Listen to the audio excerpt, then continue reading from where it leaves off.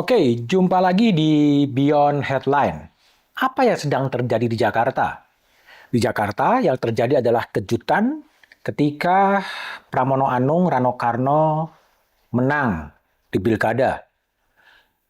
Pram Rano mendapatkan 50,07%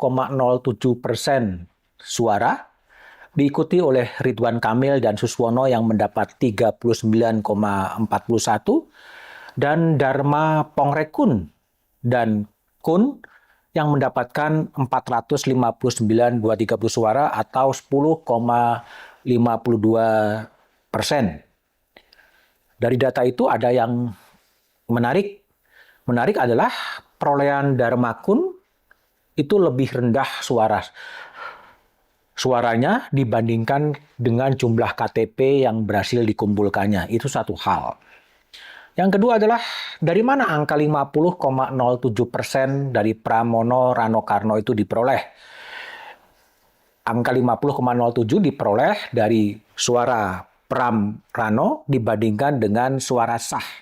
Suara sah yang diperbandingkan. Itu ketemu angka 50,07. Hal yang menarik di Pilkada Jakarta adalah suara tidak sah yang jumlahnya cukup besar, 363.764.000 suara. Dan partisipasi pemilih pada angka 57 sekian persen. Ini adalah tingkat partisipasi politik yang rendah untuk Pilkada di Jakarta. Yang kedua, Ridho dan Dharma menolak menandatangani BAP. Bahkan saksi Ridwan Kamil kemudian walk out. Itu adalah fakta politik, walk out apapun alasannya, tapi tidak mengubah hasil, tidak mengubah perhitungan.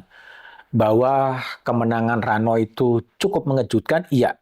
Karena sebelumnya Kim Plus memang punya skenario untuk menguasai jumlah tempat, termasuk dengan Jakarta. Kim Plus adalah partai-partai di luar PDI Perjuangan.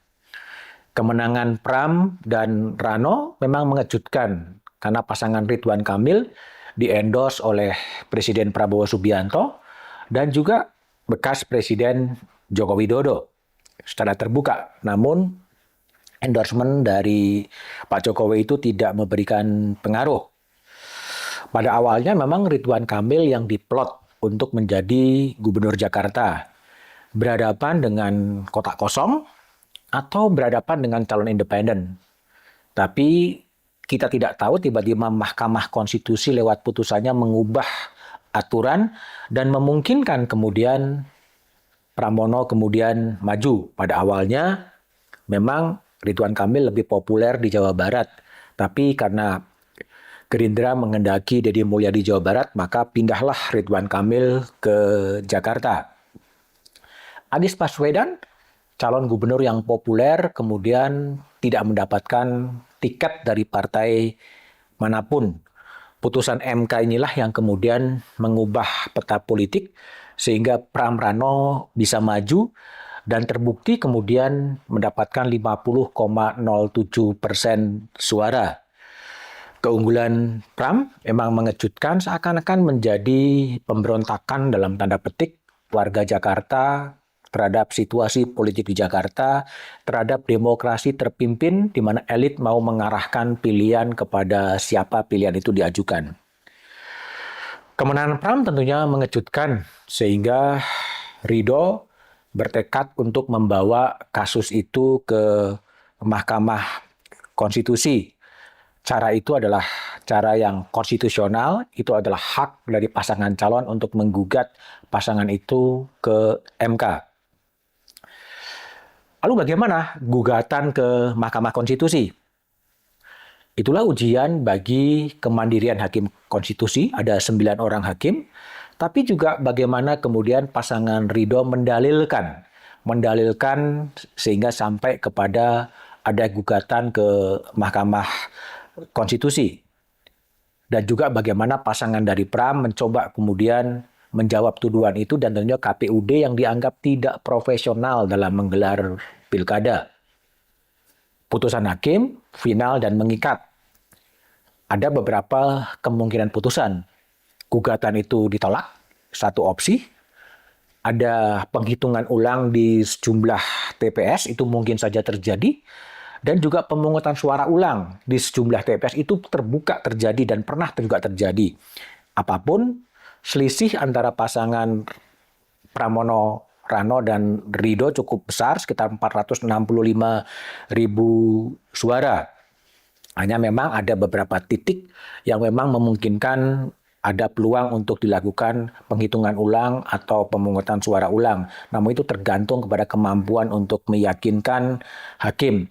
Dengan hitungan KPUD, bahwa Pram dan Rano memang terbuka kemungkinan dan sangat mungkin dan sudah dinyatakan sebagai unggul dan akan menjadi gubernur Jakarta seandainya Mahkamah Konstitusi kemudian tidak mengubah putusan dari KPUD. Lalu apa maknanya? Maknanya adalah bahwa warga Jakarta relatif masih mempunyai akal sehat untuk menjaga demokrasi, tidak terpengaruh oleh endorsement dari elit, baik itu elit politik maupun pemimpin-pemimpin nasional, dan ini tentunya sesuatu yang baik bagi warga Jakarta, bagi demokrasi, karena demokrasi di Jakarta masih tetap menjadi barometer. Tantangan berikutnya adalah bagaimana Pram dan Rano kemudian bernegosiasi dengan DPRD. DPRD Jakarta yang mayoritas dikuasai oleh Kim Plus. Hanya PDI Perjuangan yang kemudian berada di luar, kursinya 15 berhadapan dengan hampir 90 kursi atau lebih dari DPRD Jakarta. Itu adalah seni tersendiri bagi Pramono bagaimana mengatasi kekuatan parlemen di Jakarta. Yang kedua adalah transisi dari daerah khusus ibu kota ke daerah khusus. Dari daerah khusus ibu kota ke daerah khusus Jakarta itu adalah hal yang juga tantangan baru karena sesuai dengan undang-undang Jakarta di masa peralihan ibu kota segera pindah ke Kalimantan Timur tergantung kapan dilakukan oleh Presiden Prabowo Subianto. Hal yang baru yang dihadapi oleh Pramono Rano adalah situasi Jakarta di mana ada aglomerasi. Aglomerasi itu meliputi Jakarta, Bogor, Depok, Tangerang, Bekasi, dan Cianjur yang akan dipimpin oleh ketua yang akan ditunjuk oleh Presiden. Itu adalah situasi-situasi yang bakal dihadapi oleh Pram dan Rano. Dan tantangan lain adalah bagaimana mewujudkan Jakarta sebagai kota global. Kota global yang didesain setelah Jakarta tidak lagi jadi ibu kota dan pindah ke Nusantara di Kalimantan Timur, Jakarta diarahkan menjadi kota global yang masih dihadapkan kepada masalah-masalah klasik, masalah-masalah banjir, masalah-masalah kemacetan, dan masih banyaknya kampung-kampung yang slum area yang harus kemudian ditangani oleh Jakarta. Tapi apapun, selamat kepada Pramono Anung dan Rano Karno yang oleh KPUD kemudian telah ditetapkan sebagai Gubernur Jakarta meski masih harus menunggu putusan dari Mahkamah Konstitusi, tapi apapun itu adalah kemenangan dari warga Jakarta.